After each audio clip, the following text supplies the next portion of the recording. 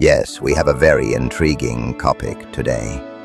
Early this morning, as soon as I opened my eyes, what did I see? On X, formerly Twitter, news pages were flooded with people discussing the possibility of a new pandemic. This time, the culprit is the Nipah virus. Now, it's not actually a new virus, but with 5 confirmed cases in India right now, experts are warning about its pandemic potential. There's currently no known treatment, and the mortality rate is incredibly high. In fact, the World Health Organization has issued an urgent call for research into this outbreak. Is it time to worry? I don't know, but it's definitely something we need to talk about. So, let me explain what this virus is all about. Just in case, and I hope it never happens, a pandemic breaks out, at least we'll be prepared. The Nipah virus was first identified between 1998 and 1999 in Malaysia and Singapore. The outbreak started on pig farms.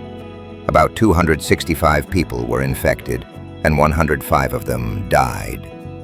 In that case, pigs acted as intermediate hosts. The virus jumped from bats to pigs, and then from pigs to humans. And yes, you guessed it, the source of this virus is once again bats. Specifically, fruit bats. It's a zoonotic virus, meaning it spreads from animals to humans, but it also spreads from human to human. Compared to monkeypox, which I've covered before, Nipah is much more lethal. However, don't panic just yet. It isn't as transmissible as COVID-19. We'll get into that in a moment. But the mortality rate is between 40% and 75%, which is staggeringly high. As of today, the case count in India has risen from 2 to 5 confirmed cases, and many people remain in quarantine. How does it spread? Most likely, people consumed fruits that had been bitten or contaminated by the saliva of these fruit bats. Fortunately, Nipah isn't airborne like COVID-19. You can't catch it just by breathing the same air. It requires close contact. But researchers are still investigating its full potential. The real concern is if the virus mutates to become airborne. That's when we'd be in serious trouble. Here's what we know about the symptoms. The incubation period is usually 4 to 14 days, though some sources say it can last up to 45 days. It starts with fever, headache, muscle pain, and fatigue. This can progress to respiratory issues like cough and shortness of breath. In severe cases, it leads to encephalitis, brain inflammation, seizures, and coma. Even for those who survive, about 20% are left with permanent neurological issues or recurring seizures.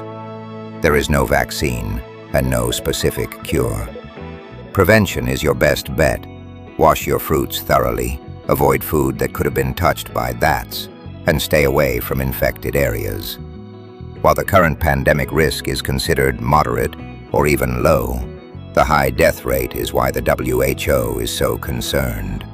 In India, we're seeing significant human-to-human transmission in hospital settings, which puts a massive strain on the healthcare system.